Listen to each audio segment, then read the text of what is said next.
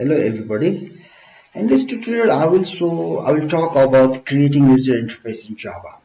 In Java there is the string package. In string package different kinds of components are defined. To create this user interface there are different kinds of container defined in Java. Some of the major components are JFrame, JPanel, etc. These containers have their own properties like size, visibility, default close operations, and we can add different components to these containers. There is the add method of these classes. Using this add method we can specify we can add the components within the container. First, what are the packages we have to import in order to make string component? The first package we have to import is import javax.string. This is the measure package. Then we have to we have to understand how to create JFrame. JFrame is the measure container. JFrame can be created either by extending JFrame class, or we can create object of JFrame.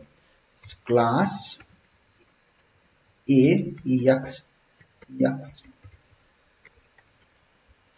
One way is extending the JFrame to create JFrame object, or we can simply define object as JFrame like this using the new operator. Then we have to specify size of the JFrame. We can use the method set size, and this will take width and height. Let's suppose 300 pixel width, 300 pixel height. Then we have to make that container visible. We will be using the method set visible, and we'll passing true to make container visible. So these are the two main methods we have to use to specify size and make container visible. There is the add method. Using the add method we can add components over the container, and these containers have their own layout managers. Layout managers specifies how the components to be arranged in the container. There are different layout managers defined within the string, like flow layout, border layout, grid layout, card layout, etc. But if we do not want to specify inbuilt layout for our container, in that case we can use set layout method and pass null to this method. By using set layout and passing null, we are specifying that we do not want the inbuilt layout manager. In that case, we have to specify coordinate of components. We can add different components like JText field, JButton, JLabel, radio button, etc. on our container. But when we set layout as null, in that case we have to specify the coordinate, size, height of each components. Let's suppose we are having a button element or button component btn, then we will be using set bounds method to specify coordinate. First x coordinate, then x y coordinate, then width id, then we have to specify height. So in this way we can specify width, height, and x and y coordinates of the components, and these components will be added to the JFrame container. Okay, that is about our simple JFrame container. Now let's create a simple user interface in Java. First we have to import java.string package. Then we'll create a JFrame using extending JFrame property. Let's suppose name of class is A, and that extends JFrame.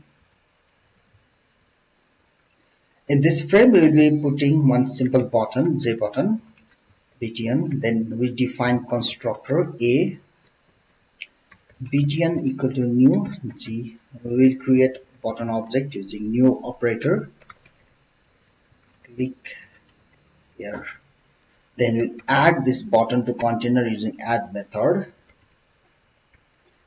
Set size. This method specifies size of our container, that is JFrame object. Set visible. We have to make this object visible, so we'll be passing true to set visible method.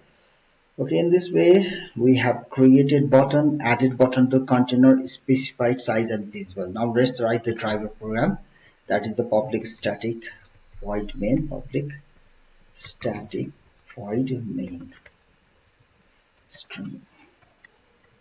Now we'll be creating separate thread to execute this frame object. Okay, so swing utilities dot invoke later new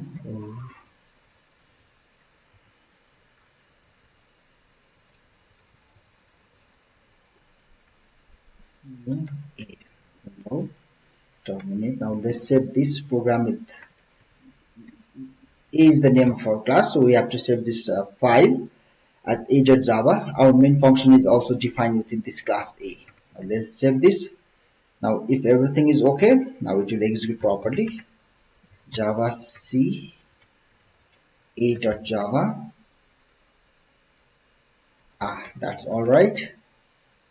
Okay, now in this way our user interface is created.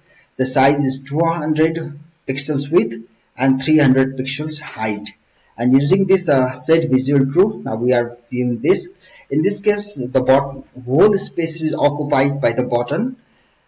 In this case the default layout of the JFrame being used, that is the border layout. Border layout differentiates or splits the container into 5 different parts: north, south, east, west, center.